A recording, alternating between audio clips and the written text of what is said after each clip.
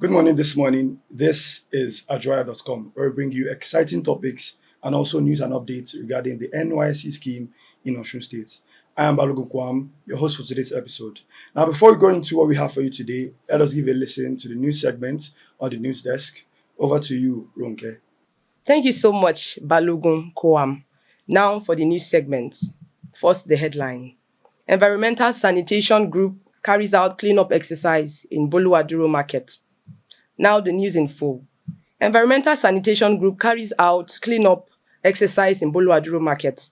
The Environmental Protection and Sanitation CDS Group, EPSG, in Boluwaduro Local Government has carried out a sanitation and awareness exercise at Iresi Oketiti Community Market, led by Lawal Adeshino, the team, supported by market leader Opeyemi Temi Leyi, conducted an intrusive cleanup that cleared refuse from stalls and open spaces. Volunteers engaged in a thorough refuse collection exercise, removing dirt, discarded items, and waste from stalls and open spaces. The collected refuse was properly bagged and consolidated, creating an immediate visible improvement in cleanliness and hygiene across the market. After the cleanup, the group held an interactive session educating traders on proper waste disposal, use of designated bins, and simply daily practices to curb disease spread. Traders were encouraged to maintain improved cleanliness and take responsibilities for their environment. Once again, the headline. Environmental Sanitation Group carries out cleanup exercise in Boluwaduro Market. That is all we have for you today. Olarunke Olaniyan, Adriwaya.com. Back to Quam for the podcast session. Welcome back to the podcast session. I remain your host for today's episode, Balogun Kwam. And the topic we're going to be discussing today is a topic of great importance, which you all might have heard of, but perhaps do not understand. And the topic is resource factor, which is simply known as RH factor. And I'm not alone because I'm not enough to explain the whole thing to you. I have someone with me, someone who is more of an expert regarding this whole topic, a person who is a medical lab science graduate and practitioner, someone who is also interested in health education. His name is Samuel Olaniwaju. Welcome to the studio. All right. Thank you for having me. Thank you for honoring our invite. All right, let's jump right in. For someone who has never heard the term before, resource factor, what exactly does resource factor signify? What does it mean? Okay, let me start with this. For a fact, everybody have their unique blood type. And when you talk about resource factor are simply proteins that are present on the surface of the red blood cell. Yes. I see. So why exactly is it important for us to discuss it? Why is it important for people and youth specifically to know their RH status? Yes, it is important for us to know our resource factor because these blood cells, they help to protect us. So invariably, before women go into crisis, you must appreciate the soldiers of your body. Know that God has made the body in such a way that there are soldiers fighting for you inside. And this is the work of these proteins. I see. So it's not as if it's a disease. No, it's not a disease. It's part of our system. That's good to know. Yes. So what percentage of people have the positive resource status and those with the negative resource? Okay, if we are grouping it into percentage, let's say 10 to 20% have resource factor negative and the others are resource positive. So invariably, the resource positive is more dominant than the resource negative. Like I sought clarification for that disease aspect. So what are some common myths and misconceptions surrounding resource factor? Okay, the number one myth surrounding resource factor number one is people believe when someone is resource negative, they automatically have stillbirth. That's not true. Yes. Okay. And then another myth is that they always believe when someone is resource negative individual, they always have severe cases. It's not true. It ranges from mild to severe. And another myth behind it is that they always believe when someone is having resource negative The moment they get pregnant like this, the baby dies. No. The first baby survives, subsequent babies, if care is not taken, They might have they might have complications. I think these are some So of the it's not as signs. if it affects your behavior, your personality. No, it has nothing to do with behavior or personality. No. It's important to ask. Yes. So, because people donate blood a lot and people would need blood for emergency cases and things like that, why is RH factor, resource factor, important during blood transfusion? Yes, resource factor is important for blood donation. At first, let's look at blood grouping. We have the ABO blood grouping, which is the most common type. We have the individuals with blood type A, which have antigen A on their red cell. We have the B, we have the O. So now, after putting all of that A, B, and O into consideration, then we now look at the resource factor, whether it's positive or negative. So positive gives to positive, negative give to negative. So when we talk about resource negative, I told you earlier that resource negative are individuals with the resource, the protein on the surface of their red cell. When an individual have that protein on the surface of their red cell, they are resource positive. When they don't have it, resource negative.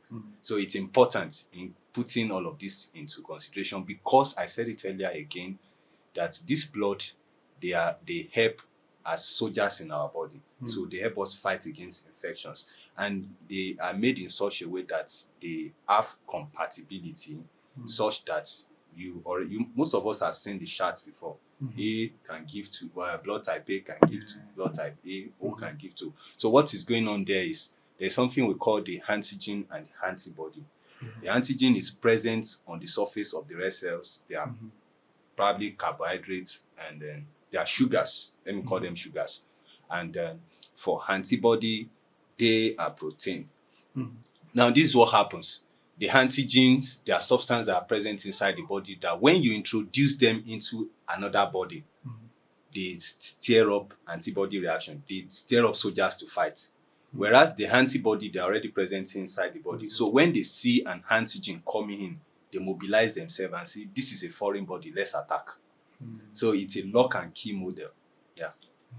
So in the case of this blood group cannot transfer to this blood group, so it's the resource factor also has an effect with respect to who can accept and who can send this blood. Of course, it has. For ABO blood grouping, when we have incompatibility in ABO blood grouping, the effects can be very fast. Immediately you start seeing the person reacting to the blood. But for resource negative, it might take a longer time, causing build-up of soldier. More like if there are soldiers that they ought to take immediate action, that's for ABO type. They take immediate action and they start fighting, the body sees it immediately. But for resource negative, it's more like they are building pressures, they are mounting pressures, such that when they see that thing coming again, they must have mounted enough pressure, then they mobilize at once. So someone who has a negative resource factor is like a rare asset. Of course, if we say they are rare assets, if we say 100 out of 100,000, if that's rare, then it's a rare asset. I see. So perhaps this is one of the segments that people would want to hear the most, which is the aspect of marriage and relationships. So just like people find out about the blood group, the genotype of their partners before they become serious and committed in those relationships, is it necessary to also find out about the resource factor of your possible partner? Yes, it is necessary. When we talk about marriage, the first thing that comes to our mind is genotype. Of course, it's a part that you don't want to joke with.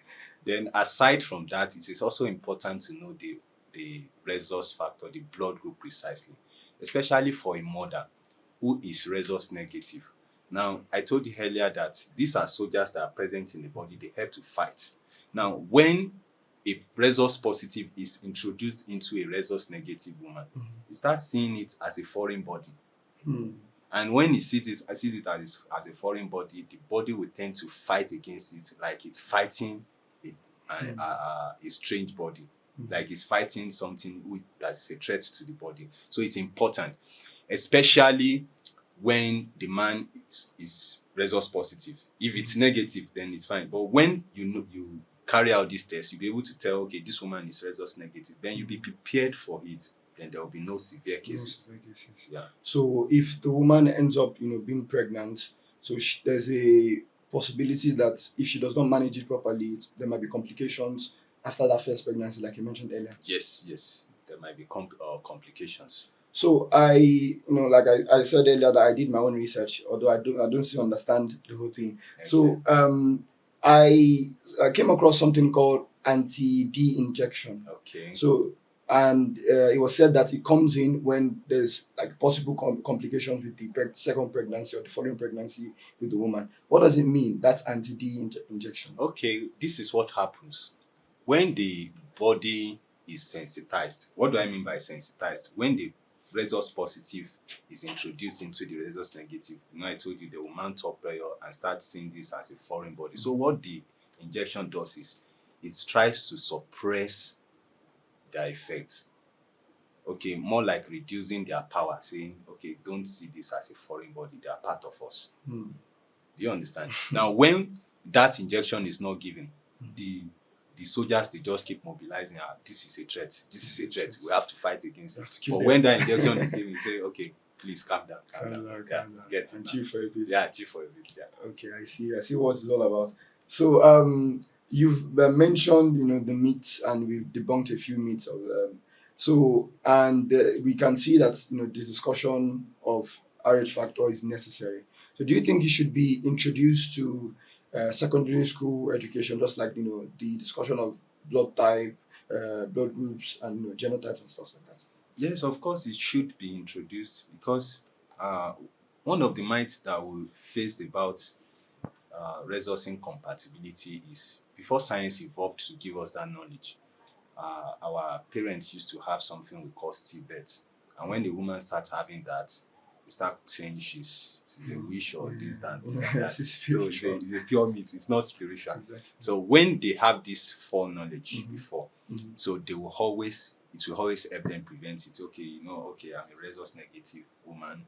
So the moment pregnancy comes on, they will be able to tell their healthcare providers, so they can always monitor the pregnancy. So it's important. So just like you are saying that apart from secondary school education for the kids, there should also be like adult education as well. Yes, of course. If reproduction is taught, and I see no reason why that should not be taught. Because there are usually still problems when it comes to reproduction and everything. So I respect that. Now, in conclusion, so what final advice would you give to the young viewers that are watching us regarding resource factor? For young viewers, let me first tell you this, that your body is your most important asset on earth. You have to take care of it, because the moment the body is gone, you no longer belong here. Now, for a fact, it's important not just to know your genotype, but to also know your blood type, because there are series of moral decadence going on around, where people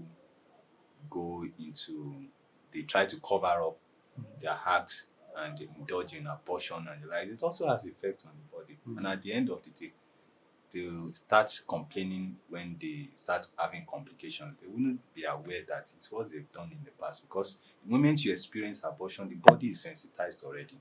So it's sensitized in such a way that when they see this, when they see the conception of a baby next time, they will say, no, we got this with this. We've seen this kind of thing before. So they mobilize and fight. So that moment, it's very difficult to control it, because the antibody, they keep producing in numbers. And when they produce, you don't know how these soldiers fight. They fight very well. I see. So before we go, I have like a sort of personal question for you. Okay. So we have been talking about resource factor here and there. So what is your own blood group and okay. Well, if you're asking whether I'm resource positive, yes, I am resource positive. Yes. I'm actually resource negative. Yeah, and that's not so bad. I'm very rare. Yeah, very rare. So thank you very much. I really appreciate the fact that you are here to share your insights, and I appreciate the fact that you shed light on the whole issue of resource factor. And to everyone watching, remember, health information is power. If you have the time, take a few hours to go to the hospital to check for your blood group and your resource factor, so you'll be well aware of the blood group that you can receive from the from donors and things like that. So thank you very much for listening. Stay healthy, and we'll see you soon. And before you go, let me give you a bonus. Because you are resource negative, I was expecting you to ask the question. Now, for a resource negative woman, once you are a resource negative man, so invariably there will be no complication because you are the same blood type. So they will not see it as a foreign. Do you get it now? Until they meet a resource positive man. Okay, so like poles attracts unlike That's poles. That's it. That's very good. That's very good. I'll keep that in mind. Yeah. Thank you very much. Yeah. Thank you once again. You're welcome.